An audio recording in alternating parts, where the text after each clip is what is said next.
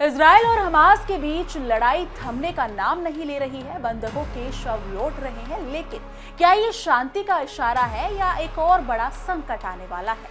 Netanyahu की कड़ी शर्तें और बंद राफा क्रॉसिंग के बीच गाजा में हालात बद से बदतर होते जा रहे हैं। हिंसा भी जारी है और अमेरिका की चेतावनी ने हालात को जटिल बना दिया है। सवाल ये है, क्या ये संघर्ष कभी खत्म होगा या सिर्फ और भी गहरा होगा? नमस्कार, मेरा नाम है चित्रांजलि और आप देख रहे हैं इंडिया डेली का डिजिटल प्लेटफॉर्म। और मैं हूं आपके साथ तान्या त्यागी। तो दोस्तों, आज हम एक बहुत ही गंभीर और महत्वपूर्ण विषय पर बात करने जा रहे हैं।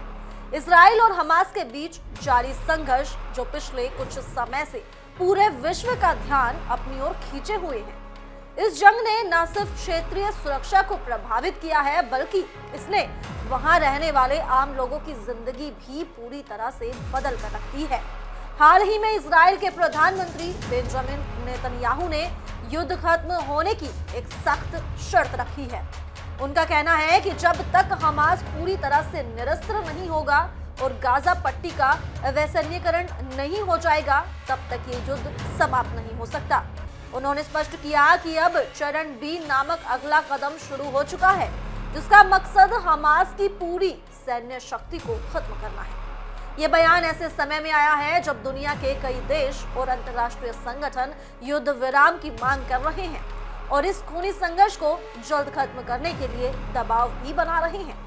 नेतन्याहू की कड़ी शर्तें ये दर्शाती हैं कि फिलहाल इस लड़ाई का कोई आसान समाधान नजर नहीं आ रहा, क्योंकि वे युद्ध के अंत के लिए पूरी तरह से हमास की हार और हथियार छोड़ने पर ही भरोसा कर रही हैं। बिल्कुल सही कहा आपने। इस बीच हमास ने भी एक महत्वपूर्ण कदम उठाया है। उन्होंने 2 और इजरायली बंधकों के शव वापस लौटाए हैं। हमास की सशस्त्र शाखा एजितिन अल कसाम ब्रिगेड्स ने बताया कि ये शव गाजा में सुबह के वक्त बरामद किए गए। इसके बाद इजरायली सेना की रेड क्रॉस टीम ने रात के समय इन शवों को लेने के लिए गाजा पहुंची। ये प्रक्रिया युद्ध के दौरान बंधकों और शवों के आदान प्रदान की एक श्रृंखला का हिस्सा है, जो दोनों पक्षों के बीच कम से कम कुछ संवाद के कायम रखने की कोशिश है।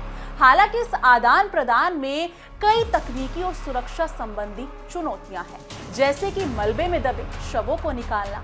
ये युद्ध की भयावहता और मानवीय जटिलताओं को दर्शाता है। इस बीच ट्रंप के मध्यस्थता से हुई पहले युद्ध विराम समझौते के तहत अब तक हमास ने 20 जीवित बंधकों के साथ कई शव लौटाए हैं, जबकि इजराइल ने हजारों फिलिस्तीनी कैदियों और शवों को रिहा किया है। लेकिन फिर भी इस पूरी प्रक्रिया में भरोसे की कमी साफ नजर आती है, जिससे शांति की राह पर अड़चनें आ रही हैं। सच में इस युद्ध में मानवीय स्थिति बेहद चिंताजनक हो गई है। गाजा पट्टी में रहने वाले लाखों लोग अब भारी संकट में हैं। संयुक्त राष्ट्र के राहत प्रमुख टॉम फ्लेचर ने बताया है कि गाजा के उत्तरी इलाके का बड़ा हिस्सा अब पूरी तरह बंजर और तबाह हो चुका है। लोग अपने टूटे फूटे घरों में लौट रहे हैं और अस्थायी इंतजाम कर रहे हैं।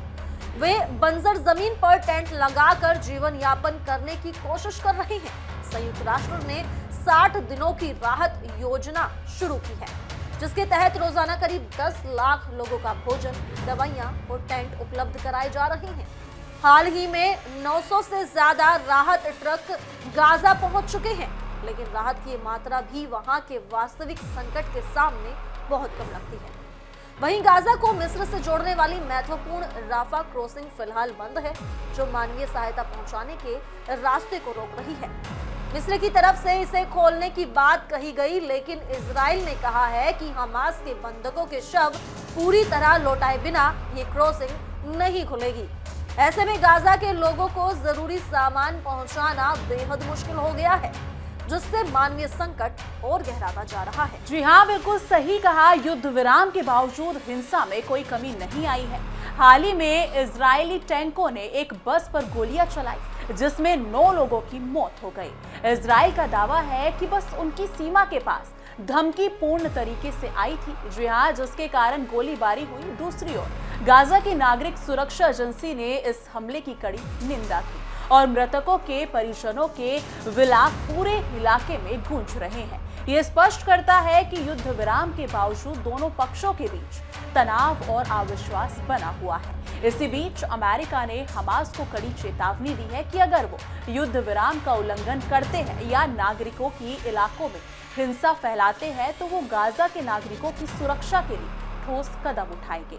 ये बयान अमेरिका की उस स्थिति को दर्शाता है जहां वो संघर्ष के नियंत्रण और शांति के लिए दबाव बनाने की कोशिश कर रहा है, लेकिन फिलहाल हिंसा कम होने का कोई भरोसा नहीं दिखाता है। जी हाँ, क्योंकि हाल ही में ट्रंप ने काफी बयान दिए हैं युद्ध विराम को लेकर, जिसमें उन्होंने भारत और पाकिस्तान की युद्ध विराम में भी मध्यस्थता का बयान दिया था कि उन्होंने वो युद्ध रुकवाया था, लेकिन ऐसा नहीं था क्योंकि भारत ने साफ इनकार कर दिया था कि किसी भी देश की मध्यस्थता नहीं थी। लेकिन अब वहीं ट्रंप का ये बयान अभी हाल ही में सामने आया है कि वो इस युद्ध को भी रुकवाने की कोशिश कर रहे हैं, तो देखते हैं कितना कारगर साबित होता है।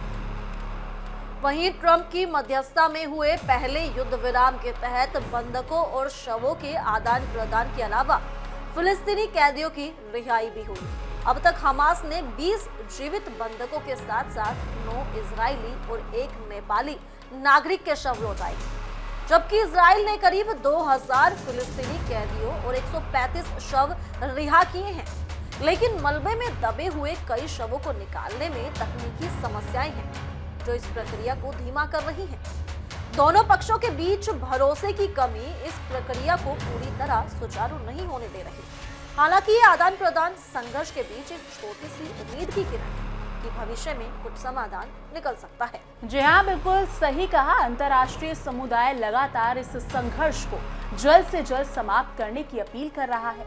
कई देशों और संगठन युद्ध विराम को स्थायी बनाने के लिए दबाव बना रहे हैं ताकि गाजा और आसपास के क्षेत्र में रहने वाले आम लोगों को राहत मिल सके। लेकिन नेतन्याहू की कड़ी शर्तें और हमास की सैन्य ताकत इस शांति प्रक्रिया को कठिन बना रही है। इसके साथ ही गाजा में बढ़ता मानवीय संकट चिंता की वजह बना हुआ है। लोगों की जान माल को खतरा है और राहत सामग्री की कमी ने वहां की स्थिति को भयावह बना दिया है। तो कुल मिलाकर देखा जाए तो फिलहाल इजराइल हमास संघर्ष के खत्म होने का कोई नजदीकी संकेत नहीं है। नेतन्याहू ने स्पष्ट कर दिया है कि जब तक हमास पूरी तरह से हथियार नहीं छोड़ता तब तक युद्ध जारी रहेगा। वहीं हमास के भी अपने उद्देश्य और मजबूती हैं जो उन्हें पूरी तरह से हथियार डालने से रोक रहे हैं। इस बीच गाजा में रहने वाले आम लोग सबसे ज्यादा प्रभावित हो रहे हैं और मानवीय संकट गहरा रहा है। उम्मीद की जा सकती है कि अंतर्राष्ट्रीय दबाव और कूटनीतिक प्रयास जल्द ही इस जंग को खत्म करने की दिशा में कामयाब होंगे, लेकिन फिलहाल स्थिति जटिल बनी हुई है। जी हाँ, बिल्कुल सही कहा। हम सभी की यही उम्मीद है कि जल्द ही शांति आए और इस लंबे संघर्ष का अंत हो। गाजा और इजराइल के आम लोग फिर से सामान्य जीवन जी सकें और वहां के बच्चे, महिलाएं, बुजुर्ग एक सुरक्षित वातावरण में जी सकें। हम आपकी सेवा में हमेशा ऐसे ही अपडेट्स और देते रहेंगे, जानकारी पूर्ण अपडेट देंगे। अगर आपको इस पर कोई भी बयान देना है या फिर कोई भी अपनी राय देनी है तो कमेंट सेक्शन में जरूर साझा कीजिएगा।